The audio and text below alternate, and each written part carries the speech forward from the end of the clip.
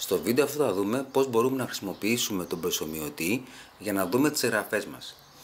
Αυτή η δυνατότητα είναι πάρα πολύ χρήσιμη για εμάς, γιατί πρώτον μπορούμε να δούμε ξανά την εγγραφή που έχουμε κάνει στο ψάρεμά μας και να παίξουμε με τις ρυθμίσεις του βυθομέτρου μας, έτσι ώστε να το μάθουμε όσο δυνατόν γίνεται καλύτερα. Και δεύτερον είναι να βάλουμε και κάποια στίγματα στο χάρτη μας εάν θέλουμε. Πάμε να δούμε πώς γίνεται.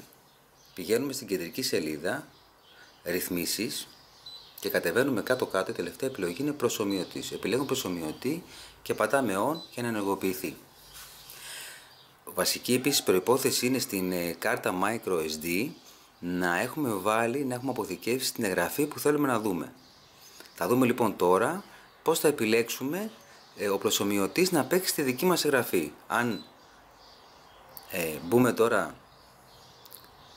στο βυθόμετρο, δεν είναι ο χάρτης βυθόμετρο λοιπόν, εδώ βλέπουμε μια εγγραφή που υπάρχει αποθηκευμένη στον υπολογιστή μας και παίζει στην προσομοίωση. Για να βάλουμε τη δικιά μας λοιπόν, ξαναπηγαίνουμε κεντρική σελίδα, πηγαίνουμε ρυθμίσεις, πάλι τελευταία επιλογή προσομοιωτής και εδώ υπάρχει επιλογή που λέει αρχεία. Εδώ λοιπόν, ανοίγοντας τα αρχεία, πηγαίνουμε στο βυθόμετρο και επιλέγοντας απάνω διαλέγουμε την εγγραφή που έχουμε βάλει εμείς στην κάρτα μνήμης. Εγώ έχω βάλει τη Sonar 0015, άρα επιλέγω αυτή και πατάω Sono. Τώρα λοιπόν έχει ξεκινήσει να προσομοιώνει τη δική μου εγγραφή. Βλέπετε το GPS, μπορώ να κάνω zoom για να δω πού βρισκόμουν όταν ξεκίνησα να κάνω την εγγραφή. Άρα εδώ κάνω zoom. Δεξιά μου έχω το βυθόμετρο, στο οποίο μπορώ να κάνω ό,τι ρυθμίσεις θέλω. Π.χ. μπορώ να μειώσω την ευαισθησία, να αυξήσω την ευαισθησία μου, μπορώ να προσθέσω zoom, μπορώ να αλλάξω παλέτα, μπορώ να βάλω 13 ας πούμε,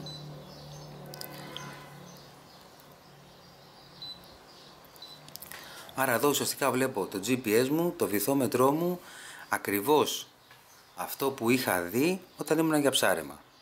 Αν υποθέσουμε λοιπόν ότι εγώ θέλω να βάλω ένα στίγμα, π.χ. εδώ που κάνει ένα σήκωμα, μπορώ να πατήσω απάνω, να πατήσω λοιπόν πάνω στο βυθόμετρό μου εδώ και να του πω νέο στίγμα. Οπότε επιλέγω νέο στίγμα, βάζω μία πέτρα, άρα τώρα έχει πάρει αυτό το στίγμα στο GPS. Αν δούμε και το GPS εδώ και κάνουμε zoom,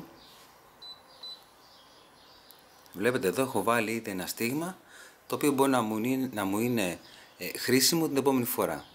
Άρα με τον προσομοιωτή βλέπουμε τις εγγραφές μας και μπορούμε είτε να ρυθμίσουμε το βυθόμετρό μας, να αλλάξουμε οποιοσδήποτε από τις επιλογές που έχουμε και παράλληλα να βάλουμε και στίγματα.